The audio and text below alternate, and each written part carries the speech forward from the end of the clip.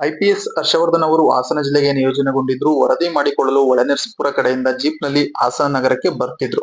ಇನ್ನೇನು ಕೆಲವೇ ನಿಮಿಷಗಳಲ್ಲಿ ಹಾಸನ ತಲುಪಬೇಕು ಎನ್ನುವಷ್ಟರಲ್ಲಿ ಕಿತ್ತನೆಗಡಿ ಬಳಿ ಜೀಪ್ನ ಟೈರ್ ಸ್ಫೋಟಗೊಂಡಿದೆ. ಈ ವೇಳೆ ವೇಗವಾಗಿ ಚಲಿಸುತ್ತಿದ್ದ ಜೀಪ್ ಚಾಲಕ ನಿಯಂತ್ರಣ ತಪ್ಪಿ ಏಕಾಏಕಿ ಪಲ್ಟಿಯಾಗಿದೆ. ಪಲ್ಟಿಯಾದ ರಭಸಕ್ಕೆ ಜೀಪ್ ನಜ್ಜುಗುಜ್ಜಾಗಿದ್ದು, ಐಪಿಎಸ್ ಅಧಿಕಾರಿ ತಲೆಗೆ ತೀವ್ರ ಪೆಟ್ಟಾಗಿ ರಕ್ತಸ್ರಾವವಾಗಿತ್ತು. ಅಪಘಾತದಲ್ಲಿ ಚಾಲಕ ಮಂಜೇಗೌಡ ಎಂಬುವವರಿಗೆ ಗಾಯಗಳಾಗಿವೆ. ಇದನ್ನು ಗಮನಿಸಿದ ಸ್ಥಳೀಯರು ಕೂಡಲೇ ಅಧಿಕಾರಿ ಮತ್ತು ಚಾಲಕನನ್ನು ಆಂಬ್ಯುಲೆನ್ಸ್ ಮೂಲಕ ಆಸ್ಪತ್ರೆಗೆ ರವಾನಿಸಿದ್ದಾರೆ.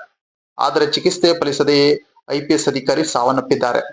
ಚಾಲಕ ನಿಯಂತ್ರಣ ತಪ್ಪಿ ಜೀಪ್ ರಸ್ತೆ ಬದಿಗೆ ಉರುಳಿದ ಪರಿಣಾಮ ತೀವ್ರವಾಗಿ ಗಾಯಗೊಂಡಿದ್ದ ಪ್ರೊಫೆಷನರಿ ಐಪಿಎಸ್ ಅಧಿಕಾರಿ ಚಿಕಿತ್ಸೆ ಫಲಕಾರಿಯಾಗದೆ ಕರ್ತವ್ಯಕ್ಕೆ ಹಾಜರಾಗುವ ಮುನ್ನವೇ ಇಹಲೋಕ ತ್ಯಜಿಸಿದ ದಾರುಣ ಘಟನೆ ತಾಲೂಕಿನ ಕಿತ್ತನೆಗಡಿ ಬಳಿ ಸಂಭವಿಸಿದೆ.